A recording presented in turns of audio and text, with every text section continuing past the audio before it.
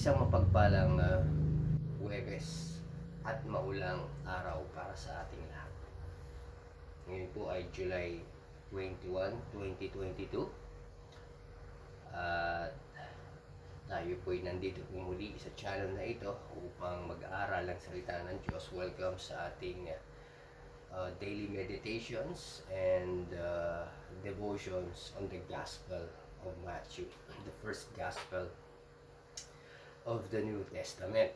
At nandito na po tayo sa chapter number 5, the beginning of the teaching ministry of the Lord Jesus Christ. So, dito sa chapter number 5, beginning verse 21, some would see it as the antithesis of the Lord Jesus Christ, meaning He is creating His own laws, or this is the laws of Christ. But the thing that is happening, what is happening here is that Jesus Christ is creating or making a fence around, or building a fence around the law, which is ordinary way during the time. That is the way of how they would interpret or how they should be obeying the law. So Jesus Christ is building a fence around the law. The first time nga, yung tinignan po natin sa verse 21 is the law. So he was protecting the law of thou shalt not kill. So dito, beginning verse 26 to verse 32, he is making another he's making or building a fence again, once building a fence around the law. So beginning verse 27 po, nandito na po tayo. You have heard that it was said by them of old time, thou shalt not commit adultery. So this time, Jesus Christ is building a fence around the law of what? Oh, thou shalt not commit adultery. Ano po? Verse 28, but I say unto you that whosoever looketh on a woman to lust after her hath committed adultery with her already in his heart. So what is happening here is that Jesus Christ is building a fence around the law. The law that he is protecting here is the law of thou shalt not commit adultery. So some would say that Christ is making his own laws. You see, sabi nga natin it was a perpetual law given in the Old Testament through Moses, the Torah. It is a perpetual law. There's a law for the Jews and law for the sojourners, law for the God-fearers, and laws for the Gentiles.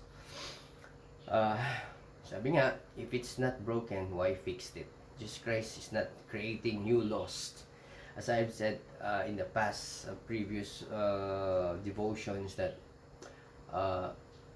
Jesus Christ is not making new laws. He came here to fulfill the law. That means he came here to show to the religious leaders of during that time that this is how the law should be obeyed. He's not creating a new law. Jesus Christ is just building a fence and protecting the law that is already established, given through Moses and Mount Sinai. Jesus Christ is building a fence. That is what is happening here.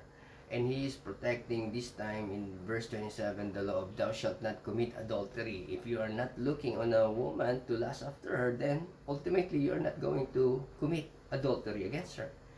And if thy right eye offend thee, pluck it out and cast it from thee, for it is profitable for thee that one of thy members should perish, and not that thy whole body should be cast into hell. You see, the sin of adultery has no equivalent of offering to atone for that sin. So madaling sabi, when David committed a sin of adultery against Bathsheba, ang sabi niya, restore thy do not take away the Spirit from me, restore the joy of my salvation. Because David knew that there is no apt, or there is no right offering that could atone for his sin.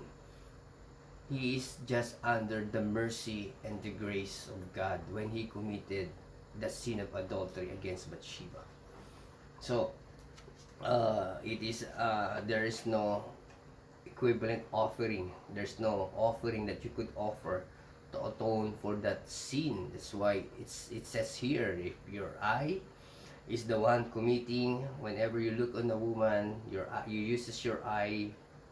So if you look after her and lust after her with your own eyes, then you're committing already the sin of adultery. Jesus Christ is protecting the law of thou shalt not commit adultery, which has no equivalent offering in the Old Testament, in the Torah, as stated in the Torah.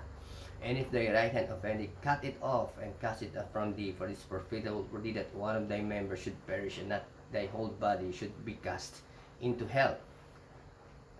After you see, after you lust with your eyes, and then you will commit using your hand to perform the sin of adultery. So the hand, if your hand will not commit such thing, if your eye will not commit such thing, and if you will not lust after a woman, then ultimately the law of thou shalt not commit adultery, you will not be doing it. You will not be transgressing that sin. It hath been said, whosoever shall put away his wife, let him give her a writing of divorcement. So uh, but I say unto you that whosoever shall put away his wife, saving for the cause of fornication, causeth her to commit adultery, and whosoever shall marry her that is divorced, committed adultery. The point of Jesus Christ here is that he is against divorce. So ultimately, if you do not divorce your wife, then she will not be committing adultery, and you will not be committing adultery. What is happening here regarding this teaching about putting away your wife with the writing of divorcement, save for the cause of fornication? You see, there are two schools of belief regarding how divorce should be given, or how divorce should be laid out on a woman. No? Two schools regarding this, the Beit Shammai and Beit Hillel. Beit Hillel would teach that in any reason you can divorce your wife, even for just overcooking a food. But Beit Shammai would teach that for you to divorce your wife is that you should be a graver sin. She should be performing a graver sin, not just light sin. Ano po? For example, if the man caught his wife having an affair with other men, then that is the right cause for him to divorce his wife, or committing fornication. So Jesus Christ was alluding. So basically here, what is happening here is that Jesus Christ was on the Beit Shammai teaching regarding divorce. Because for a reason of fornication, then the man could have reason to divorce his wife. So ultimately, if you will not divorce your wife, then you will not commit adultery, and then your wife will not commit also adultery. So from verse 26, from verse 27 to verse 32, Jesus Christ again continuing on, is not making new laws. There's no laws for Christ, law of Christ. Some would interpret it in the New Testament as such. But what qualifies and quantifies Jesus Christ as sinless and righteous is that he obeyed the Old Testament law the way it should be obeyed. If it's not broken, then do not fix it. The law is a perpetual law, and we ought, as believers of Christ, as followers of the Messiah, of Yeshua, we ought to be observant of the law as stated in the Old Testament. So sa madaling sabi, kung tayo po'y naging Kristiyano, tagasunod ni Kristo, we do not become lawless. The law is still there. Ang hamon para sa atin, kung tayo talagang tagasunod ni Kristo, ay dapat sundin natin ang kanyang mga utos. At ano yung mga utos na sunod ni Kristo? Kung ano yung utos na ibinigay ni Moses when they were in when the Israelites were in Exodus, leaving Egypt. Then God gave the law of Moses in Mount Sinai. And hindi tayo mahirapang sundin yun. Bakit po, Pastor? Dahil meron tayong banal na spirito nasa sa atin. Kaya, ang devotion natin, ang hamon sa atin, tayo po ba'y sumusunod sa mga kautusan na ibinigay ng Diyos sa Old Testament? It is a perpetual law. It is still applicable to us. Though, salvation doesn't come through that, but because of the law, this is how we should move about, and this is how we should be worshiping and coming and having a right relationship with our God. So,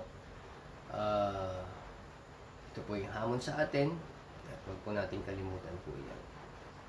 Though we are saved by grace, by faith through grace, but to maintain that right relationship, we ought to be observant of the law. Ano po? So, isang maulang Huwebes ng umaga sa basa sa atin. There shall be showers of blessings. Marami pong salamat at palain tayo ng Panginoon. God bless.